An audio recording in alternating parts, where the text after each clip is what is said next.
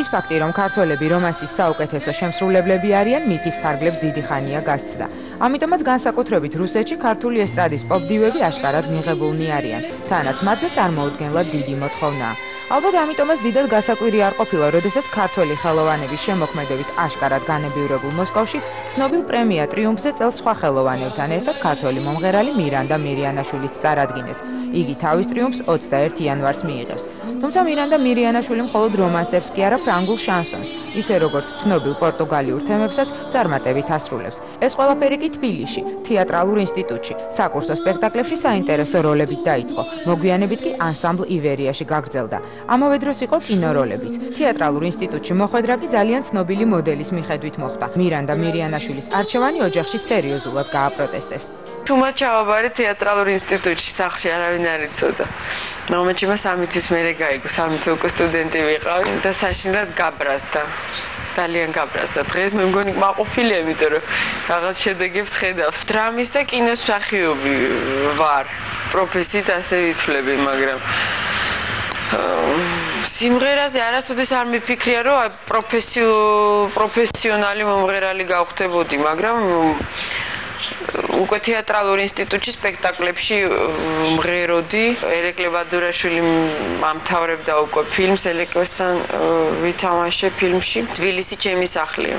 თეატრალური ინსტიტუტის შემდეგ მირანდა მირიანაშვილი 90-იანი წლების ქართული ესტრადის ფლაგმანი ანსამბლის ივერიის რიგებში მოხვდა, სადაც მას განსხვავებული მუსიკალური ბლოკის შესრულების გარდა ამავე ანსამბლის ცნობილ წევრებთან ერთად გამოსვლის შესაძლებლობაც მიეცა და გასტროლებზე გასვლის შანსებიც. პირველი საგასტროლო გასვლა ისრაელში მოხდა. ამის შემდეგ იყო რუსეთის სამომავლოდ იქვე დარჩენის აშკარად საინტერესო და მნიშვნელოვანი პერსპექტივით.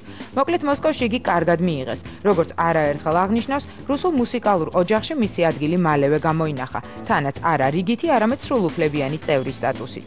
მიმიწვეს ივერიაში. ივერია ამზადებდა პროგრამას ამერიკაში წასასვლელად. მოვხვდი მათთან ერთად ბოშური და რუსული რომანსების ბლოკით, ასე ვთქვათ. ბატონ თემურ ციკლაურთან ერთად ჰქონდა დუეტი მახსოვს. სწორედ ივერიასთან ერთად მოვხვდი მოსკოვში.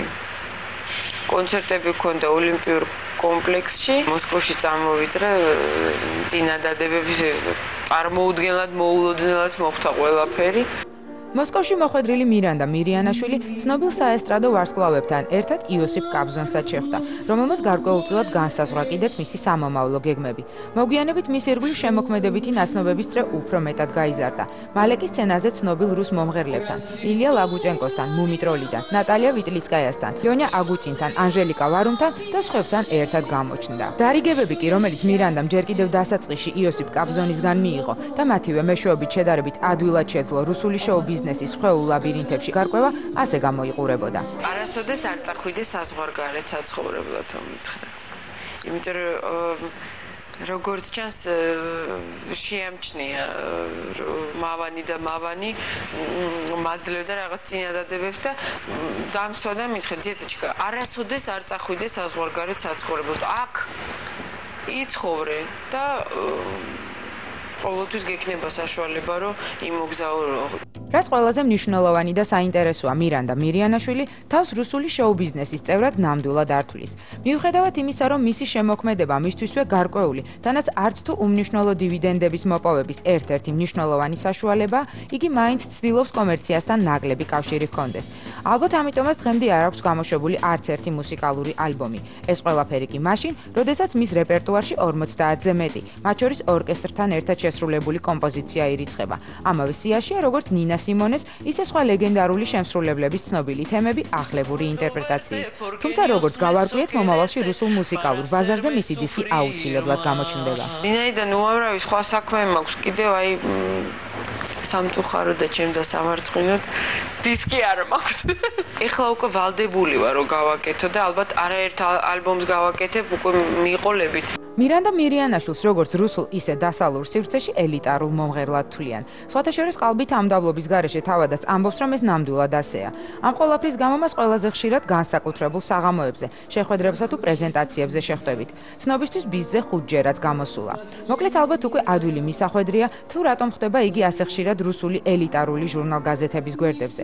მისთვის რუსული მედია განსაკუთრებულ მეტაფორებს, ისე როგორც კეთილგანწყობას ნამდვილად არიშურებს. გარდა ბომონდური ჟურნალებისა, მასზე ხშირად წერენ შედარებით აკადემიური გამოცემები, მათ შორის კულტურა, იზვესტია, მოსკოვსკი კომსომოლეცი და სხვა ბეჭდური გამოცემები. ცნობილი ადგილია მონოლითი. სადაც უმღერია პავაროტის კონცერტები აქვს, რასტრაპოვიჩს რო ჩამოდის, ბაშმეტს, ბატონი ზურაბსოტკილავა ხშირად არის ამ კლუბის სტუმარი. ამ კლუბში მქონდა რამდენიმე სოლო საღამო. ბოლო დროს ჩემი სიმღერა უკავშირდება პირდაპირ საგამოფენო მოღვაწეობასაც, იმიტომ რომ უკვე ამ წრეშიც გაიგეს, რომ მღერი და ერმიტაჟში გამოფენასთან დაკავშირებით მოწყობილ საღამოზე ჩემი კონცერტი იყო. კიდევ ერთი მნიშვნელოვანი შტრიხი. მირანდა მირიანაშვილი უკვე 2 წელია რუსულ საგალერეო სისტემასთან პირდაპირ კავშირშია. მოსკოვში და პეტერბურგში არსებულ გალერეებში, მათ შორის თელა art gallery-ში, სწორედ მისი უშუალო დახმარებით იფინება თანამედროვე არტის წარმომადგენლების, მეტიც მეტრების ნამუშევრები, რის გამოც მას ხშირად უწევს საზღვარგარეთ მოგზაურობა. ჩამოყავს კორიფეები, რომლებიც ადრე ფაქტობრივად არ გამოფენილა მოსკოვში. დავიწყეთ გავხსენით ენდი უორჰოლით, ჟან მიშელ ბასკია, ტომ ვესელმან, მერე ყავდა დევიდ სალე, ალექს კაც, ეხლა როზენკვისტს ვაკეთებთ, ამჟამად მიდის ილია კაბაკოვის გამოფენა და უამრავი პროექტი გვაქვს მუზეუმებთან, ფონდებთან. თავისებური ურთიერთობა აქვს ცხოვრებასთან, რომელსაც არასოდეს გეგმავს. ამიტომაც თვლის, რომ თავისუფალია ყოველდღიური მოსაწყენი ყოფისგან. მოკლედ ცხოვრება მისთვის ერთი დიდი თავგადასავალია, რომელშიც დასავლურ ისტორიებს ყველაზე ხშირად შეხვდებით. მაიამიდან მოვფრინავ და ზუსტად 1 საათში გამოცხადდა, რომ უკაცრავად დიდი ბოდიში, მაგრამ გაგვიფუჭდა ძრავი და ბრუნებით უკან. მე ძალიან მშვიდი ადამიანი ვარ და ინინა ფრენამიწას ძალიან ხშირად გავაგრძელე ჟურნალის კითხვა. ერთით მისის საკმაოდ სიმპათიური ხანში შესული კაცი და ნუ როგორც კი დავსხედით, მაშინვე დაიწყო იღიმება. 2 საათში ისევ ნუ გამოგვიცვალეს თვითფრინავი, მოგვიხადეს ბოდიში, ისევ ამ კაცთან ერთად მოვხვდი. ტესტი შლაპების 5 მომაქვს და შევდე თაროზე და მეხმარებოდა, უცბად მომიწიალდა და მეუბნება მირანდა. ვერ მიცანი, ინგლისურად მეუბნება. მეთქარი ბაბა, ვერა. წარმოგიდგენით აღმოჩნდა გუგენჰაიმის მუზეუმის ერთ-ერთი დირექტორი ჩენ პაპიჩის გავასავეთ, ასე ვთქვათ, რომელიც უმრად ყავდა პეტერბურგში. გასულ ზაფხულს. გადმოიღო ამ კაცმა კომპიუტერი და მოგრძედი 20 ჩემი სურათი გქონდა და აი ამ საღამოსი, პეტერბურგის საღამოსი. რადგან საზღვარგარეთ არამხოლოდ საქმიანი მოგზაურობა, არამედ ცხოვრებაც ხშირად უწევს, ამიტომაც ევროპის წრეებში იგი მიღებულია. მათ შორის მოდის სივრცეში. უცხოვრია ესპანეთშიც, სადაც დიდი მონდომებით ცდილობდნენ გაერკვიათ მისი ნამდვილი წარმომავლობა. ესპანეთში ცხოვრების დროს ყველას ესპანელი ვეგონი, ყოველ წელიწად იცით ალბათ ტარდება ფერია. მე ვცხოვრობდი მარბეიაში და ამ ფერიისთვის ყოველ წელიწად ვიკერავდი აბრეშუმის, აი ნამდვილ ანდალუსიურ კოსტიუმებს. თავის სავარცხლებით, მაკიაჟით და დავდიოდით ამ სვლელობაზე და ნუ იქ სამწუხაროდ ფლამენკოს რასაკვირველი ესე პროფესიულად არ ცეკვავ, როგორც ესპანელი მოცეკვავი, მაგრამ მაინც ვცდილობდი ვცეკვავდი კიდეც და ყველა ტურისტს ვეგონე ესპანელი. მიღებდნენ სურათებს typical Spanish beauty ამ დროს იმ დროისთვის სიტყვაც არ ვიცოდი ესპანურად. და ბოლოს რაც ყველაზე მნიშვნელოვანია, მოსკოვში 21 იანვარს პრემია ტრიუმფის გადაცემის საზეიმო ცერემონიალი გაიმართება, რომელზეც სხვა ხელოვანებთან ერთად მირანდა მირიანაშვილიცაა წარდგენილი.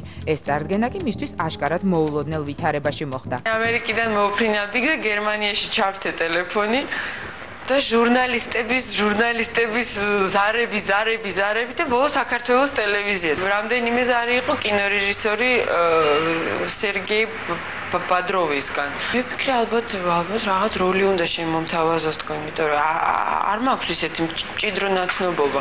ბოლოს ნაი სერგეი ბადროვ მოკიდევთ ამერიკა და მითხრა რომ მინდა ძალიან მოულოდნელი და კარგი ამბავი მაქვს შენთვის, ესე გაიარე ფარული კენჭისყრა და არც არავინ წასულა წინააღმდეგი ისე თავისუფლად გახვედიო.